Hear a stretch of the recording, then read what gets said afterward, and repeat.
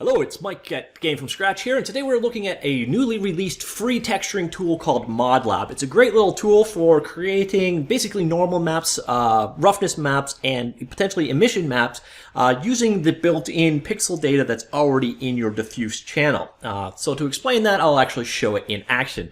Now this guy is being made available by the developers behind Wayward Terrain Frontiers Zero Falls, a space exploration adventure RPG that is currently in early access on Steam. It's the tool that they use in-house. They just shared it for the rest of us to work with. It is available on Steam, and as I mentioned earlier, it is a completely free download. So I love the price on this guy. There are a couple of issues with the user interface, but for the most part, this tool does exactly what it sets out to, and it does it very easily. And the number one thing that we use this thing for is creating a normal map. Now, if you're not aware, a normal map is basically a way of pretending there's more detail to a surface than there actually is. What you do is you encode virtual depth using a pinkish or a purplish color. So that color texture actually is storing a virtual distortion map that, to the lighting model. So where you normally would have a flat face, this was giving it a fake amount of depth, so the lights cast the proper amount of shadows without having to bring up the polygon counts. We'll see one in action when we're done with this. So first off, let's go ahead and we'll import our diffuse map. So you come on up here, you select your file for diffuse, and we're going to bring in this very simple rock. This is a seamless rock texture I downloaded off the internet. You can zoom in and around like this. You can view it in, there's also a thing for setting this background that you see back here. We're not going to play with that at all today. What we're going to just do is deal with the textures here.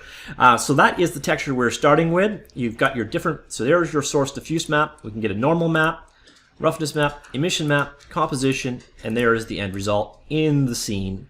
So that's what this guy is doing. So I turned that off, and we have no normal. We should have no normal map. I don't know why it automatically generated it for us. It might be because I've already run this once. But what you ultimately want to do to generate that normal map is click Create or Generate from Diffuse. And if you want to create a roughness map, same deal. You click Generate from Normal, and it will create a roughness map for you.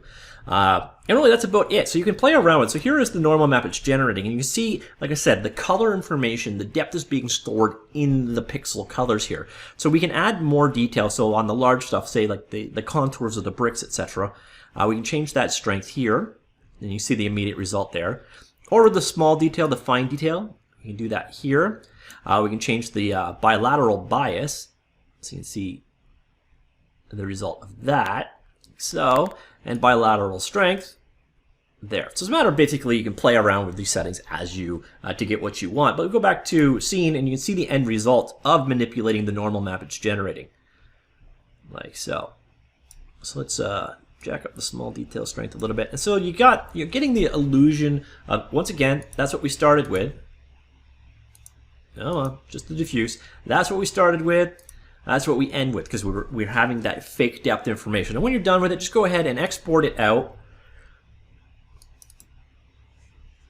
It might be having one of those user interface issues, and I am. Like I said, I have a lot of user interface problems with this guy. I'll find a lot of times if I just refocus it, like I just did there, then it starts working again. But definitely there are some usability bugs. We'll say this guy as rock textures.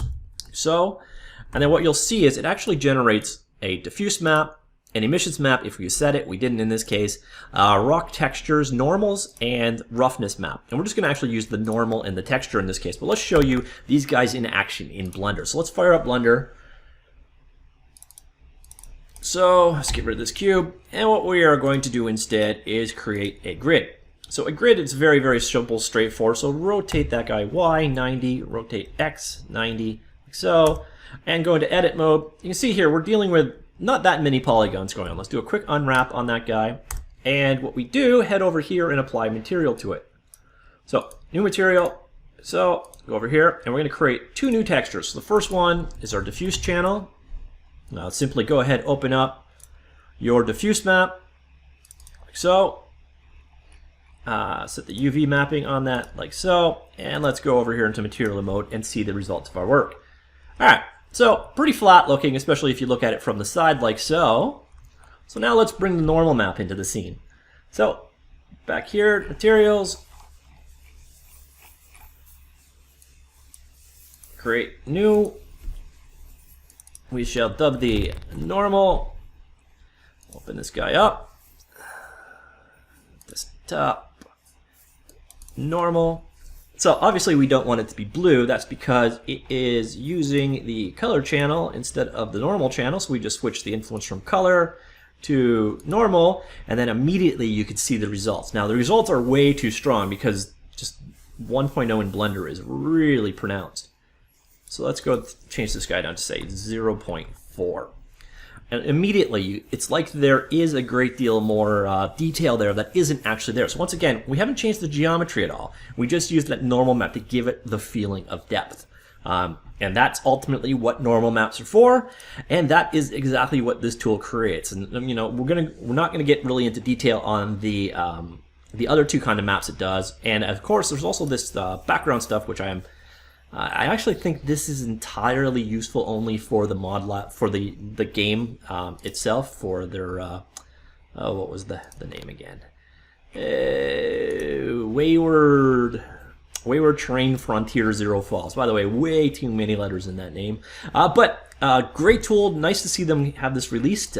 Really cool project. Again, you kind of run into a couple usability issues with the rendering on the interface for some reason. And what I do find is just, you know, snap it to the left or snap it to the top, and it will bring back the focus on what you need. So if you lose a toolbar or you can't access something, I tend to find that that is the fix. But awesome little free tool, and you know, it does do a good job of creating normal maps, and yeah, it's free. So free is pretty awesome. I hope you found that useful. That's about it for now. I hope you enjoyed that. See you all later. Goodbye.